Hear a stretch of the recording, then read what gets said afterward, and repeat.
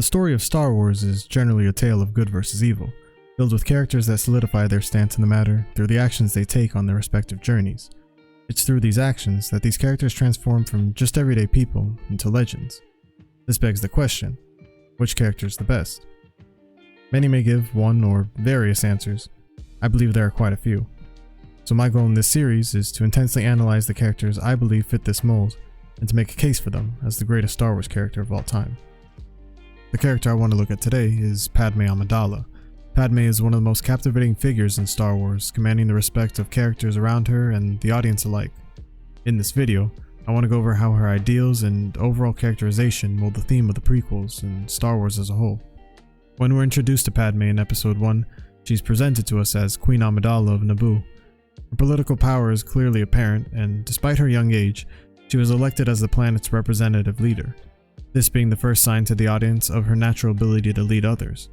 Although, due to her youth, her naivety shows from time to time, as she assumes that Viceroy Gunray and the Trade Federation would be unwilling to invade her native planet. The Federation would not dare go that far. This stems from the flaws in her idealism, believing that others would think like her in the same scenario, and always placing her faith in using the most peaceful methods first. We must continue to rely on negotiation. This diplomatic approach shows that she believes violence to be the last resort, not the solution. This solidifies her good nature and care for the lives of others, made poignantly clear with the line, I will not condone a course of action that will lead us to war. This choice leads to an early loss as the Trade Federation invades Naboo and successfully captures the Queen. Or so they think. While the Trade Federation believes that Queen Amidala is young and naive. You will find controlling her will not be difficult. in reality, we're shown that her intelligence makes her extremely adaptable, using a decoy and hiding in plain sight as a handmaiden. So when Qui-Gon and Obi-Wan do come to rescue the Queen, it's made apparent that even with her decision to disguise herself, it's not based in fear, rather to gain a strategic advantage. Padme can now make decisions calmly as all eyes are on the decoy, which is exhibited when the decoy looks to Padme for guidance when deciding on whether they should return to Coruscant or not. This, though, does come at the cost of making it believable to her allies as well. Padme, clean this droid up as best you can. Someone's excited to be queen for the day. With this, Padme now puts herself in a position to play an active role in determining her own fate, as Qui-Gon allows her to accompany him to Tatooine when looking for spare parts. Going back to R2 for a second, there's a subtle importance behind Padme cleaning him up. Not only does this make Padme a more relatable character, as she's willing to do the dirty work, it's a sign that she would never ask anyone to do something she wouldn't do herself, which builds loyalty in her followers and strengthen her leadership. Thematically, Padme and R2 are the characters that hold the responsibility of possessing the MacGuffins of The Phantom Menace and A New Hope respectively. For Padme, it's her signature, and for R2 it's the Death Star plans, both holding a significant weight of importance on the story, so the scene acts as a passing of the torch from one character to the other. Once on Tatooine, Padme is introduced to Anakin Skywalker, a 9-year-old boy with more confidence than the average male adult. Are you an angel? What? They don't call him the Chosen One for nothing. Jokes aside, her interaction with him not only establishes their friendship, but it displays her genuine kindness as well as her exceptional communication skills. She listens to Anakin tell the story of his origins, and even when she offends him by calling him a slave, she admits when she's made a mistake and has him look at it from her point of view. I'm sorry. I don't fully understand. This is a strange place to me. And when Anakin shows her 3PO, her reaction is authentic, He's perfect. showing that Padme truly enjoys being around others and learning about them in all aspects. On this trip to Tatooine, Padme's patience is tested as she must abide by the rules that Qui-Gon makes as he is the clear leader of the team. So she's frustratingly put in a position where she must learn to follow. You Jedi are far too reckless. The Queen is not. Queen trusts my judgment, young handmaiden. You should too. You assume too much. The Queen will not approve. Queen doesn't need to know. Well, I don't approve. While she could easily pull rank as the Queen, she never does this as she understands that compromising her identity would be far too great a risk. So she abides, and in doing so, she ends up learning from the worldly Jedi Master. It's clear that Qui-Gon has been to many planets and experienced their cultures, as he's been introduced to pastimes such as pod racing, where Padme hasn't. This lack of exposure to the galaxy is emphasized when Padme says, I can't believe there's still slavery in the galaxy. The Republic's anti-slavery laws The are... Republic doesn't exist out here. Padme quickly learns that Qui-Gon's awareness benefits him socially, as he has the savvy to negotiate with others and always comes out on top by playing into their weaknesses. For instance, Qui-Gon uses Watto's greed against him by challenging him to a bet. Then soon after, Padme adopts this strategy and uses it to play into Boss Nass's ego and superiority complex by begging him and calling herself his humble servant. The Flight to Curacao highlights Padme's compassion and sympathy for others in multiple facets. For one, when she hears about the death toll on Naboo, she's visibly distraught. Every moment she's away from home is another set of lives she could have saved. Even with this heavy burden, Padme still promptly comforts Anakin in a moment of weakness, understanding that there's a void in his life from the recent separation from his mother, so she's there for him, to be a strong figure that he can place his trust in. It's through this that they solidify an emotional attachment for each other, symbolized by the necklace that Anakin makes for Padme. The trinket is said to bring good fortune, which is represented by the love that soon builds between them, being the light that shines during a time of conflict and war. Once on Coruscant, we see how some of her strengths can become her weaknesses. Without her realizing it, Palpatine begins to exploit her idealism and turn it into stubborn impatience, suggesting that their current Chancellor won't succeed in helping Naboo in time, and reminding her that their only option is to accept invasion. That is something I cannot do. This forces her to make a quick decision and call for a vote of no confidence on Chancellor Valorum, which pays off in the short term, but brings Palpatine one step further in his plan for power.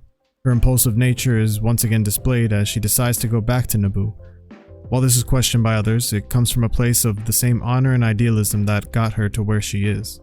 My fate will be no different than that of our people. It's this fierce ability to protect others even when the odds are stacked against you that inspire those around us to do the same. His fate will be the same as ours. Her confidence, determination, and resilience all paved the way for the team's success on the Battle of Naboo. When others question the very nature of the plan, she sticks to her guns, unwilling to let anyone think there's any hesitation or regret in her decision. I'm not sure what you wish to accomplish by this. I will take back what's ours. It's this assuredness that convinces others to rally behind her and execute on her plan. Her ability to listen and cast aside her pride is what allows her to gain the aid of the Gungan Grand Army, as she takes the information that Jar Jar gives her about his people, and through humility, Padme manages to bring two opposing groups of people together for a common cause, highlighting the very essence of what Padme aspires to be, a figure in the galaxy that can find common ground and peace among its people, no matter where they're from or what they believe in. Her tactical prowess and intelligence is exhibited even in the preparation for this fight, as Palpatine for the first time recognizes that he has underestimated Padme. This is an unexpected move for her. It's too aggressive. This is backed up in her ability to devise a plan, using the Gungans as a distraction to draw the army away from the capital city, meanwhile having the Naboo pilots target the droid control ship in order to shut the army offline, all to personally lead the campaign of arresting the Viceroy herself.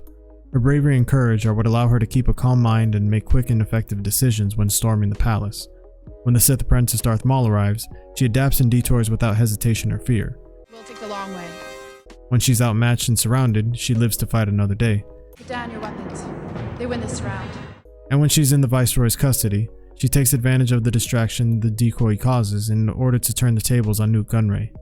Now, Viceroy, we will discuss a new treaty.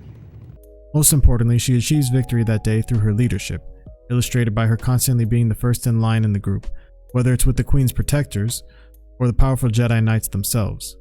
In all, the closing shots of The Phantom Menace symbolize what Padme is all about, bringing people together and fighting for truth and justice, represented by the globe of peace that is shared between the people of Theed and the Gungans.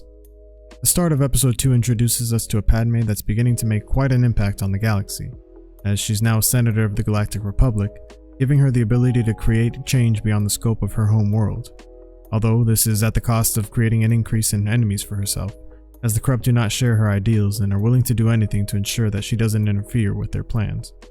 This is exemplified in the opening scene of the film, where there's an attempt to assassinate Padme the moment she arrives on Coruscant.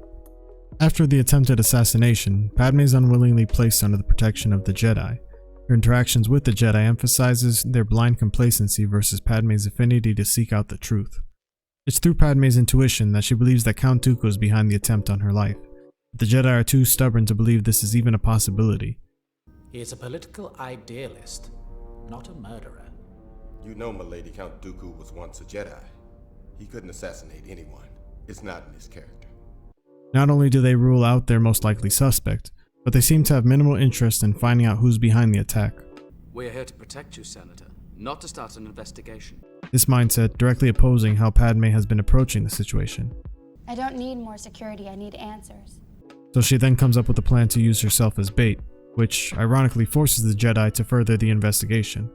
Track down this bounty hunter, you must, Obi-Wan. Although the Council does this, they continue to place her under the protection of Anakin, believing that until caught this killer is, our judgment she must respect. More than likely, this thought process is rooted in a shared generalized idea that Obi-Wan presents to Anakin earlier. And don't forget, she's a politician and they're not to be trusted. And so she agrees to the plan, but not without voicing her opinion on the matter. I do not like this idea of hiding. This not only being true to the current situation, but to the recurring theme of duality in her life. One side free to be herself, the other being forced to live a lie. When she was the Queen of Naboo, she had to disguise herself as a handmaiden. Now as senator, she must take an extended leave of absence and place Jar Jar as her representative, only to be forced into secrecy again further in the story as her feelings for Anakin evolve. The first signs appearing here, contrary to what she says in front of others. And he'll always be that little boy I knew on Tatooine. Padme actually sees Anakin as a maturing young adult. You've grown up. It's through their conversation that their similarities are highlighted, both being prideful and passionate about their craft. For Anakin, it's his desire to become a more powerful Jedi. For Padme, it's her want to have a voice and make a positive impact on the galaxy. Although both are capable of achieving these feats, they're held back by variables they cannot control, leaving them frustrated with the results, which allows them to empathize with the other's situation. As Anakin says, sometimes we must let go of our pride and do what is requested of us. It's through the dialogue that Padme and Anakin share on this adventure that the audience is given further insight to their thought process, as Anakin is one of the few characters she ever opens up to and shows vulnerability. For example, when they embark on their journey, Padme expresses fear for the first time. Suddenly I'm afraid. Which contrasts the reassuring words she gives her handmaiden. I'll be fine. Padme also opens up to Anakin about her self-reflective nature. I wasn't the youngest queen ever elected. But now that I think back on it, I'm not sure I was old enough. I'm not sure I was ready. This shows she's always looking to improve, similar to Anakin, although she differs from him as she's more willing to fairly analyze and absorb feedback and criticism from others. All mentors have a way of seeing more of our faults than we would like. It's the only way we grow. While Padme and Anakin typically share similar ideals, it's their perspectives that lead them to sharing opposing views. For Padme, growing up in the beautiful planet of Naboo, where the Republic has a strong presence, she's been conditioned to think highly of democracy and the potential of what it can accomplish. As for Anakin, growing up in the isolated planet of Tatooine with no sign of structured government, he's been raised with the idea that those with power call the shots. This leading to their differing outlooks on politics. The trouble is that people don't always agree. Well, then they should be made to. And even opposing viewpoints on sand? I don't like sand. Despite their differences, Padme still cares for Anakin, and being a logical thinker, she understands that she cannot give in to this temptation. If you follow your thoughts through to conclusion, it'll take us to a place we cannot go, regardless of the way we feel about each other. Although time and time again, she rejects Anakin through her words. Please don't look at me like that. I will not give in to this. Her actions are what reveal the truth. From allowing things to get more physical, such as the kiss they share, to making the impulsive decision to go to Tatooine when Anakin shares his concern about his mother's well-being, which only further encourages him to act on emotion. After Anakin returns from murdering the Tusken Raider tribe, fueled by anger and hate due to the death of his mother, Padme is there to console him yet again, understanding that he needs support, now more than ever. She exhibits a kind nature, offering compassion, rather than chastising him for his mistakes like Obi-Wan would. To be angry is to be human. She knows Anakin is a good person and that his mistakes come from a place of passion, something the Jedi have conditioned him to think is wrong. I'm a Jedi. I know I'm better than this. The guidance she offers even comes from a place of experience. Sometimes there are things no one can fix. She empathizes with him, as even when her fight to make a change in the galaxy falters, she accepts that it won't always pan out as expected. It's also around this point in the story that it's fairly safe to say that Padme has gone through quite a few wardrobe changes. Her many outfits not only highlight her necessity to be presentable as a political figure, but they also represent how she's lived a life of secrecy, never being able to establish her true identity in front of her peers and be herself, both personally and professionally. But in the final act of episode 2, Padme's clothing represents her in her truest form, an all-white, almost royal outfit, fitting for a politician. The vibrant white color not only establishes her visually as a purely good hero, even more so than her Jedi counterparts, but it's a tool that's used to represent her ability to stand out in a group and command the attention and respect of others. Its flexibility even plays into her ability to adapt to a situation and make active choices that further her story, which is fitting as, from this point on in the film, she handles every conflict with confidence, poise, and ingenuity. It's these type of attributes that Padme possesses that makes her Palpatine's biggest threat politically, which is why he goes through great lengths just to get her out of the way when it comes time for the Republic to vote on the creation of a grand army, knowing that she has the best chance to influence others to vote against it. With Padme's passion for political justice, it comes as no surprise that Palpatine opposes her on every front. As her antithesis, Padme's role as the honorable and just leader is juxtaposed by Palpatine as the corrupt and sinister politician. Almost every word he says publicly is a lie, where hers is the truth. I love democracy. I love the Republic. The day we stop believing democracy can work is the day we lose it. Let's pray that day never comes. Also to note, one of the biggest signs that Padme is a legitimate threat to foiling Palpatine's plan is through her strong will. Count Dooku suggests that hundreds of senators are now under the influence of a Sith Lord called Darth Sidious. We know for Padme this can't be the case. You gonna use one of your Jedi mind tricks on me? They only work on the weak mind. This rivalry, almost like David and Goliath, where Padme is but a person with a voice and Palpatine with unlimited power, highlights the theme that anyone is capable of making a difference, no matter the odds. When the team receives word that Obi-Wan is in danger, without hesitation Padme makes the decision to go to Geonosis, even though it's advised against, making the choice out of love, understanding what he means to Anakin. He's your friend, your mentor. He's like my father. Typically being the peacemaker, she goes into Geonosis initially thinking, As a member of the Senate, maybe I can find a diplomatic solution to this mess. Although that doesn't mean she's not willing to fight when push comes to shove. You call this a diplomatic solution? No, I call it aggressive negotiations. Her resilience is displayed at the fighting pits, as she's the first with a plan to escape her chains. What about Padme? She seems to be on top of things. Padme is also relentless at pursuing Count Dooku, understanding the importance of stopping this war before it truly begins. Gather what troops you can. We've got to get to that hangar. Get a transport. Hurry! Which confirms Anakin's assumption. What do you think Padme would do were she in your position?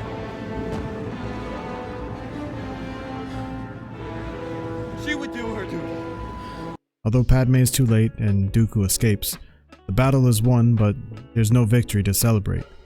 Not victory. The shroud of the dark side has fallen. Begun. The Clone War has. The end of Attack of the Clones illustrates the foreboding future of the Republic and the character that defines it in Padme. It's no coincidence that after the Senate gives in to the creation of a grand army, Padme gives in to her feelings for Anakin. Both decisions placed in fear. For the Republic, fear of being controlled by the Separatists. And for Padme, fear that she would die without being honest with the one she loves. Both decisions pay out in the short term, with the clones having a clear win on Geonosis, and Padme marrying Anakin. But the consequences would prove to be the beginning of the demise of democracy for the Republic, inching its way towards tyranny. For Padme and Anakin, the Forbidden Act would shape the future of the two star-crossed lovers, destined for tragedy, like Shakespeare's Romeo and Juliet. Episode 3 introduces the audience to a changed galaxy where war is commonplace to its people. While lives are taken every day in the war, Padme has made the best of the situation, bringing new life to the world with her pregnancy. While Padme is happy to be pregnant, she's troubled, aware that she can never say who the father is, adding another lie that she has to keep in her life, aware that the truth could lead to a negative outcome for both Anakin and herself. I doubt the Queen will continue to allow me to serve in the Senate. And if the Council discovers you're the father, you'll be expelled. I know. The pregnancy also opens her to a major vulnerability, as she must prioritize the life of her child over her own. This leads to her being more cautious with her actions, which makes her more passive, but it results in her being less impulsive, which are necessary as she enters motherhood, fitting, as she's always been the nurturing type. Where Attack of the Clones showed how Padme and Anakin worked despite their differences, Revenge of the Sith highlights how those differences sadly drive them apart. Padme and Anakin's outlook on the future solidifies the core difference between the characters. When Padme speaks of the future, it's positive, fantasizing of a life with Anakin and their child, where Anakin is haunted by the dreams that are of pain, suffering, death. The contrast is stemmed from Padme's relentless optimism and Anakin's undying fear. Anakin's attachment is what kickstarts his paranoia, blinding him to the consequences of his actions. So love has blinded you. Whereas Padme is still mindful of her actions and why she does them. It's only because I'm so in love. The chaotic nature of the war underlines the growing separation between Padme and Anakin mentally. As the war nears its end, which should mean peace for the galaxy, the Republic's success becomes hard to celebrate, as it came at the cost of corruption.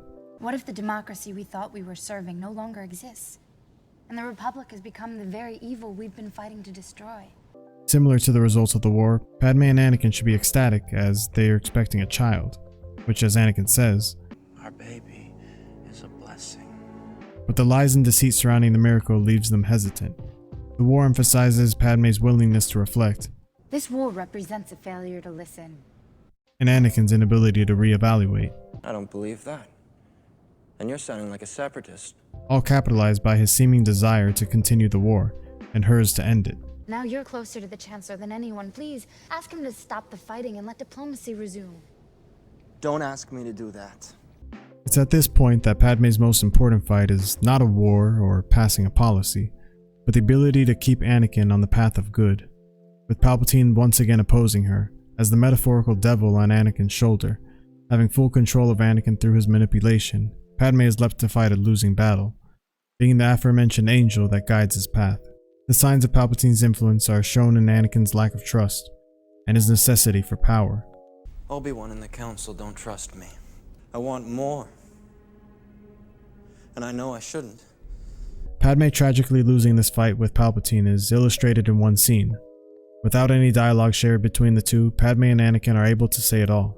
Padme, at home waiting for Anakin to return, prioritizing family and love, where Anakin is in the council room, prioritizing his destiny as the chosen one, and Palpatine's empty promise. As they stare at each other across the city, Padme breaks eye contact, as she realizes that Anakin is a changed man, one that she no longer recognizes.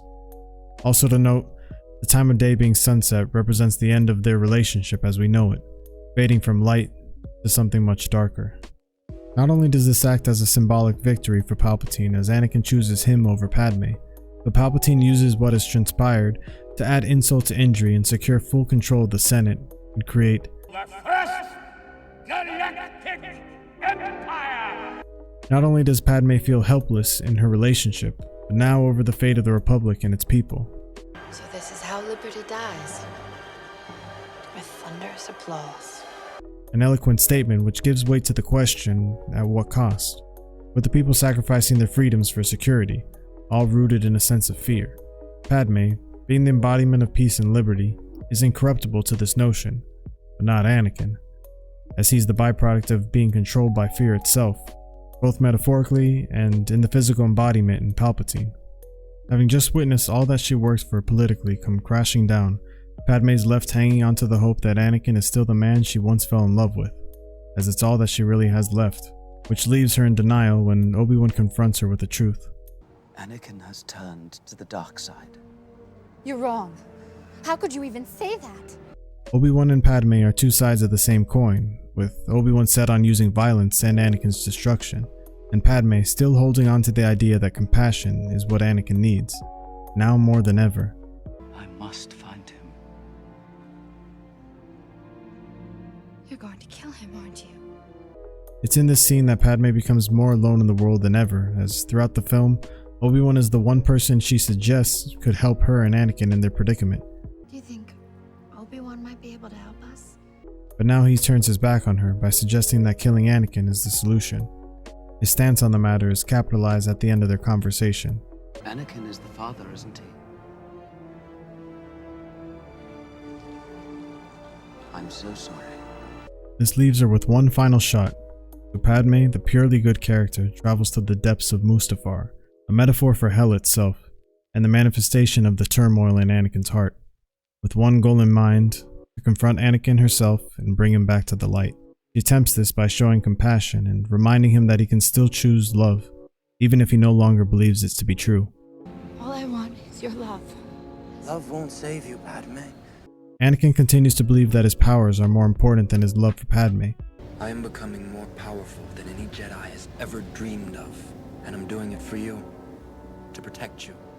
Anakin's actions bring up the question, At what cost? You're a good person. Don't do this. this is the very essence of what Padme is about: to make a change in the world without sacrificing the ideals that make up her identity. You're going down a path I can't follow. Anakin and Padme in this moment illustrates the idea of dying the hero or living too long to see yourself become the villain. She understands that she can't control everything, but she can control the type of person she is through her actions, where Anakin believes that he can change the world and is willing to make sacrifices along the way. Anakin is so willing to do this that he allows his paranoia to convince him to do the unthinkable. Padme has always represented the good qualities in Anakin. In a sense, she's what makes him human. But in this moment, Anakin symbolically squeezes out the last bit of good that's left in him. It's here that Anakin Skywalker is killed, and Darth Vader born. Even weakened with death upon her, she still remains concerned for Anakin, understanding that Anakin's wrath comes from his internal pain and conflict. Is Anakin alright? Not only does she lose the fight for justice in the galaxy, but she's also lost the person she loves the most. But even with these failures, she fights on, in order to preserve the life of her twins, therefore carrying on the legacy she once led, represented by their personalities and ideals. In Leia, she passes on her intelligence and willful nature, and in Luke, she passes on her bravery and hopeful optimism. There's good in him. I know. I know there is good in you. The Emperor hasn't driven it from you fully. Leia would go on to lead the rebels as her mother would have, in an impossible fight for freedom against an evil empire. Luke would follow in his mother's footsteps and rely on hope and compassion to give Anakin a second chance and bring him back to the light. In Padme's funeral, she's still holding on to the necklace that Anakin made for her, once a symbol for good luck, now a symbol of her belief in the good in Anakin, and hence her ability to see the potential in everyone. Her death is the final straw in ending the era of the Republic, beginning the reign of the Empire. But it's her fight that inspires others to continue what she started, even in the bleakest of times, with people like Bail Organa and Obi-Wan choosing to help raise her children as they end up being the catalyst that restore the galaxy to the way that Padme always dreamed of. It's her pursuit for this dream that tells the story of a character that, despite her failures, succeeds as a hero. She stands for what she believes in, while choosing compassion and love over violence. Padme embodies the concept that anyone can be a hero, fighting for others and for those who can't, even in the face of evil itself. It's through Padme's ideals, resilience, passion, that we're reminded of the good in the world, even in the darkest of times. It's because of this and so much more that Padme has forever earned a special place in the hearts of audiences, as the tragic hero, and the greatest Star Wars character of all time. Hey everyone, thanks for watching. I had a ton of fun making this video, so if you enjoyed it too, then I highly suggest liking the video, and if you want to see more like it, then definitely hit subscribe. Also, I want to give a shout out to my patrons. Your support means everything to me. If you enjoy the content and want to help support the channel, then check out the Patreon link in the description. Any contribution would help out immensely. Also, let me know in the comments which Star Wars character has the greatest tragedy and why, and who knows, they might be in the next one. Until next time, remember, war represents a failure to listen,